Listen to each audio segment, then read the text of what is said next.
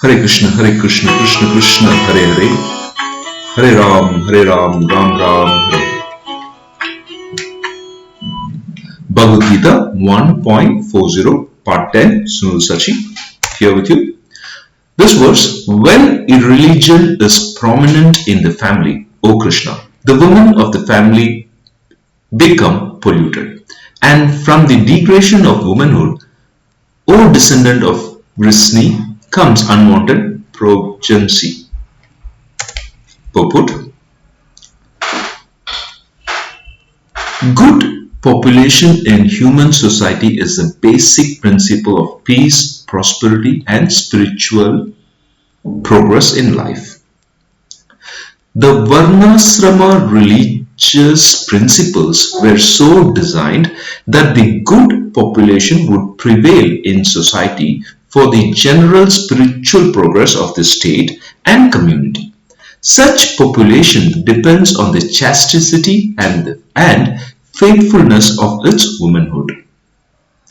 As children are very prone to be misled, women are similarly very prone to degradation. Therefore, both children and women require protection by the elderly members of the family. By being engaged in various religious practices, women will not be misled into adultery. The different family traditions of religious activities should always engage them, and thus their chastity and devotions will give birth to a good population eligible for participating in the Varnasrama system. On the failure of such Varnasrama dharma, naturally the women become free to act and mix with men, and thus adultery is indulged in at the risk of unwanted population. Irresponsible men also provoke adultery in society, and thus unwanted children flood the human race at the risk of war and diseases. So that's about the purport. But just to understand what the Vedas have always spoken about. Now remember, these are the verses on context with the Bhagavad and Arjuna talking about it. But when we have to understand in detail, we need to know a little bit about the basics of the Vedas. So Vedas were given long before about the Varnasrama system. The Varnasrama are different rules and regulations, different sects of people. We'll get into detail. There, women has always been highly respected. From the childhood, as the child is being born, especially girls are protected, as girls are being cared by their father, the first person, who is completely responsible, and as they grow up, their brothers protect them, and as they grow up, their husband. So once they have been married, the responsibility is even more greater, because they take care of the entire family. So Bharya is the name which we have heard very commonly. The primary word for wife in Sanskrit is Bharya. Bharya means wife. Women should have good culture to bring up the next generation with great value. Women should be protected and guided by her father when young, later by her brother and by her husband. After marriage, she should not socialize with other men. So these were the very clear-cut dharmas, and they were meant to have a very good society. Because if you educate a woman, a whole family is educated. So the same goes with the culture as well. So women play a very big role, and India used to be a highly developed, very wealthy place because the women were also highly protected and also cultured, civilized. So they were following the rules and regulations of the dharma. There's something called as Sati Dharma. Sati is called as wife. Sati Dharma, the very first thing which women used to follow is they show good respect to the elders, especially to their husband. It's to read it out clearly. Sati Dharma, show respect to her husband always and do her service according to Dharma. So women in particularly after marriage, they engage in taking care of the husband in particular with an attitude of service. So there's nothing like degrading, like, oh, why should I take care of you? Like we have seen in today's arguments. Certain movies or certain serials probably have made fun of this, but in tradition, they look up with respect. Women should marry to be under the protection of husband and live happily. That's the family. Husband and wife should support each other and live together with love and respect to each others. So where there is respect, there the bond is much, much stronger. So the respect in the family is the basic where the entire foundation is being built, and then gradually everything is taken care. So both are equally responsible for respecting each other, and Sati Dharma clearly shows that her duty is, number one, is to make sure she speaks in a polite way and with respect, and vice versa, the husband also treats the wife with respect, because they have a huge responsibility of holding the family together. Kulasri and Pati. Kulasri is a word used in Sanskrit, responsible for the family and take care of the Kula. So the wife plays a major role in the Indian tradition. Pati is also the Sanskrit word, originally refers to the Lord, Master or the ruler. So it's very clear the Pati is to be respected as the master and given all the respect at all given times. Man is compared to be like the butter pot, and woman is compared to be as the fire in the Shastra. Senses are very strong. If the butter pot is kept close to fire, the butter pot has to, by the law of nature, melt. Similarly, women and men who are unmarried should not stay together. Vedas have clear directions that unmarried couples should not live together, and if they want to live, they have to be married.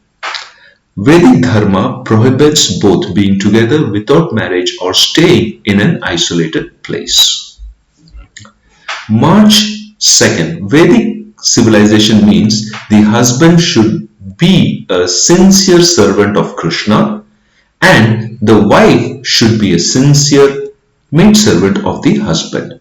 So what it clearly means is the husband should also have the leadership quality, at the same time be a service to Krishna. So that means follow the four principles: no meat eating, no intoxication, no illicit sex, and no gambling, and chanting the holy name of the Lord, Hare Krishna, Krishna Krishna, Hare Ram, Ram Ram, Hare Hare. That means there is purity. Being an example of purity, he should actually lead by example. And as he notices and he leads with example, his wife will also lead with example. Both maintaining purity, the family maintains purity. Once the family is pure, the entire country gets civilized. So anciently we used to have gurukuls. Gurukuls are places where they used to practice brahmacharitam while till you reach the teenage, and then you get to grihastha. Even when you get to grihastha, each follows the strict practices of purity. With respect to each other, they maintain their family. So once you maintain the family, the next stage is Garbha Sanskar. Garbha Sanskar is before you give birth, there is certain knowledge which is needed. So Garbha Sanskar, the word Garbha means womb and Sanskar is the teaching. Garbha Sanskar is an ancient Indian practice of educating the womb, which involves nourishing the unborn child's mental and emotional development during pregnancy. It is based on the belief that a mother's thought, emotion, and lifestyle significantly influences the baby's personality and character. So this is very, very important when the woman is about to deliver a child. The mindset where she is, how she is being taken care is also very important. Garbha means womb, while sanskar refers to imbibing positive impressions or values on the child in the womb. Surrender yourself with unlifting thoughts, including in activities that are being bringing joy, and let the journey of Garbha Sanskar be a celebration of life. So that's how it's mentioned about Garbha Sanskar. So even about delivering a baby should not be just done like cats and dogs. There is a culture where you get married, and with respect, you're planned to have a proper child at the right time, and then you take care of the child as well. So animals also reproduce, so there is a difference between human reproduction because they are educated about Garbha Sanskar, and the child is being born with a proper understanding that you need to take care of the child for a long term.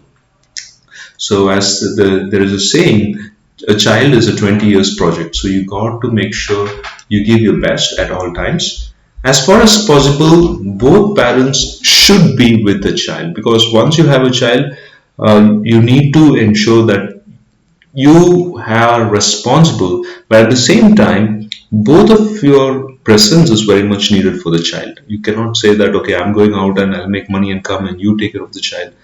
And nowadays, because economy is much given importance, so people, I see that they leave their children to their grandparents and they go and they come back to saying that I'm going to make money. However, grandparents also try to split the husband and wife, saying that I will take care and you both go. So that's something which would lead to misleading the child's mental growth as well. So, as far as possible, both the parents who are responsible for the growth of the child needs to be together. And in case that they have to go, they both have to take a judgment together. Informing and taking a mutual understanding is different.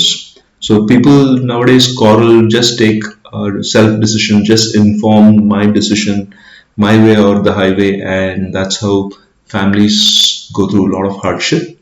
There was a culture where wife used to respect husbands and take their permission while doing anything, and husbands also do speak to the wife in a polite way and mutually understanding and then taking the right decision and making sure whatever they do, the children are well taken care.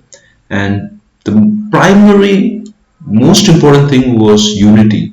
Whatever it is, they wanted to stay together, being together and achieving things, being happy now and then achieving things was the main thing. Not that I want to go out, make things, and later I'll be happy.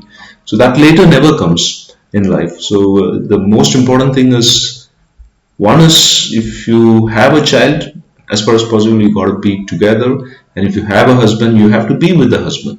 And that's what the Shastras recommend. Shastras do not recommend get married and don't listen to anybody and be yourself, uh, run around, make money, and then try to be with your husband. No. Women, if they're married, Shastras recommend to be under the protection of your husband. And if you have a child, both the parents need to have the child with them.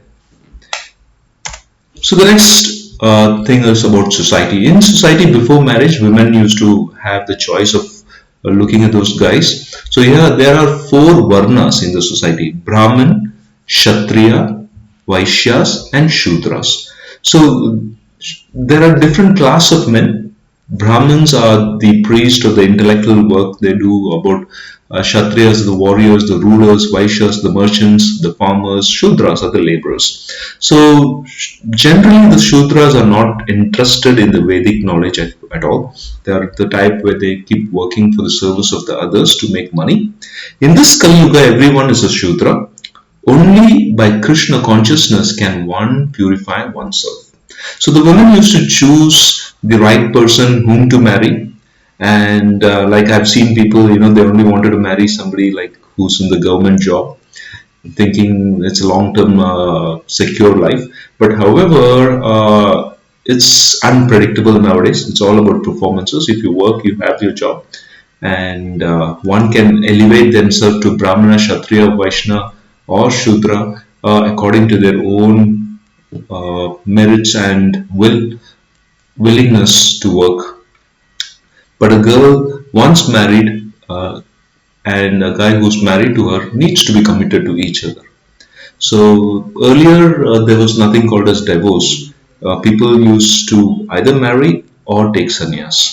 So, but nowadays, due to a lot of mix, they're freely mixing with multiple peoples, multiple engagement with multiple people, which is not at all recommended in the society. Since there is a free mix of society, they become social girls rather than uh, and taking care of the family. But there are a lot of people who take care of the family while being active in the society as well. But what the Shastras recommend is what I'm reading out here. Human beings.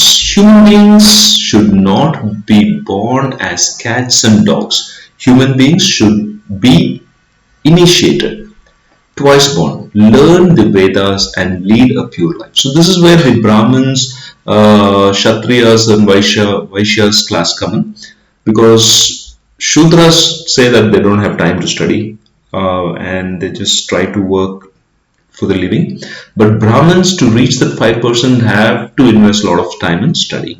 Kshatriyas, developing physically fit, they have to learn the arts of martial arts.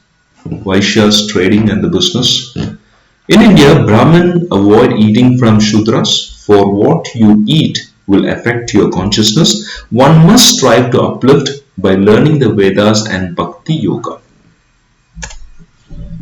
Vaishnavas are the devotees of Sri Krishna. By practicing Bhakti Yoga and becoming a Vaishnava, one gets elevated from all the gunas and vasanas. Vasanas, a system.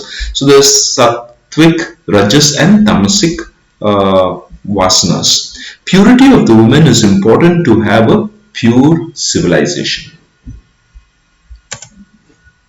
Sattvic food means it's about the prasad. Vaishnavas eat only sattvic food. The Shudra eat the meat of other living being. Brahmanas do not eat meat and learn the Vedas.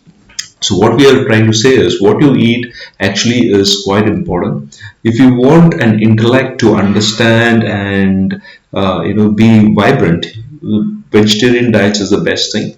And people who want to eat meats, probably previously in the Shastras were mostly the Shudras, and because of different reasons.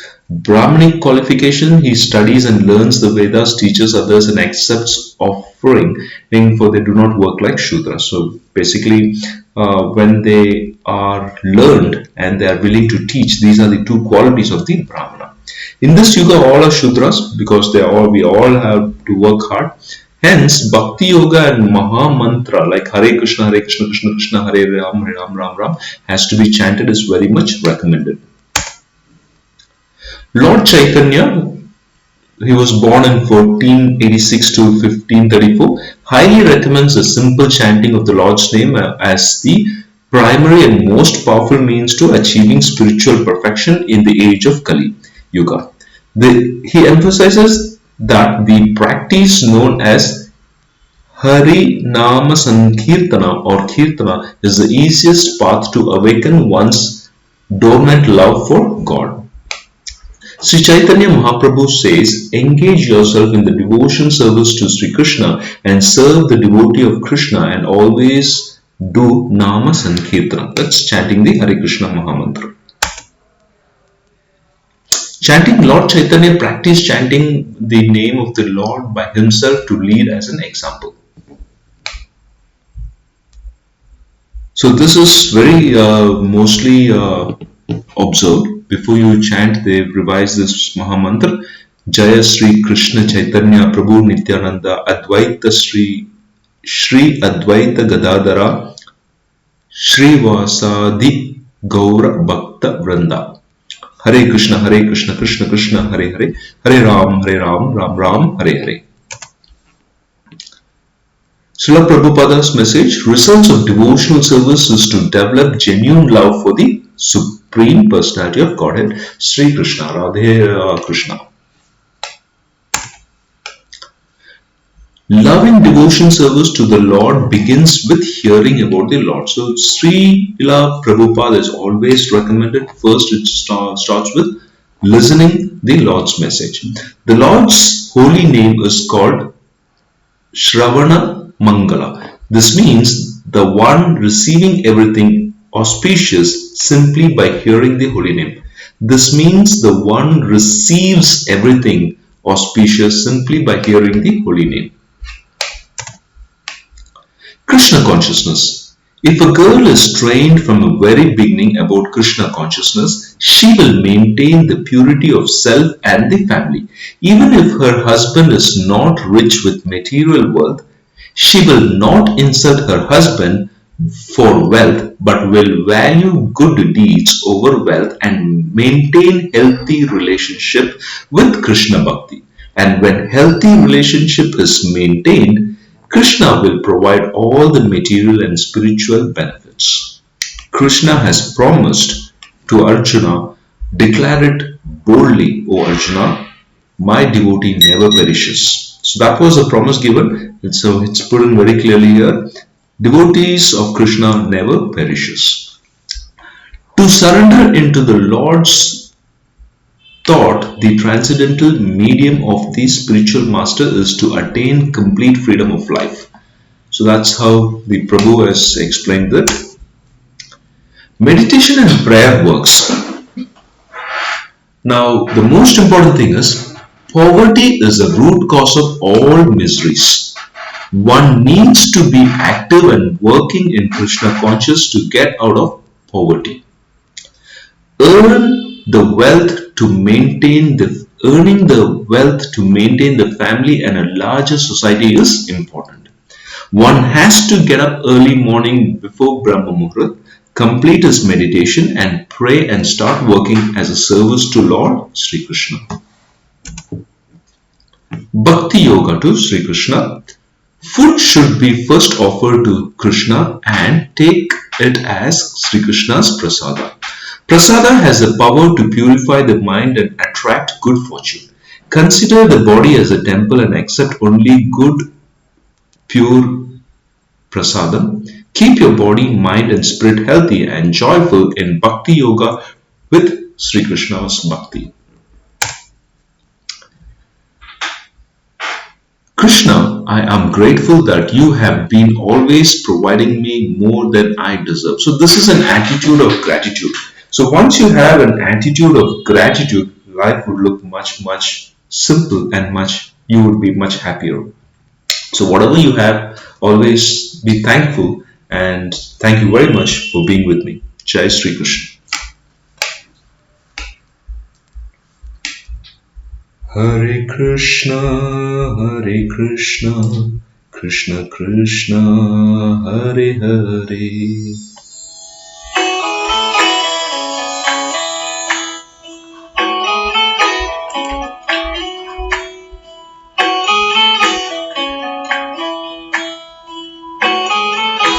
Jai Sri Krishna.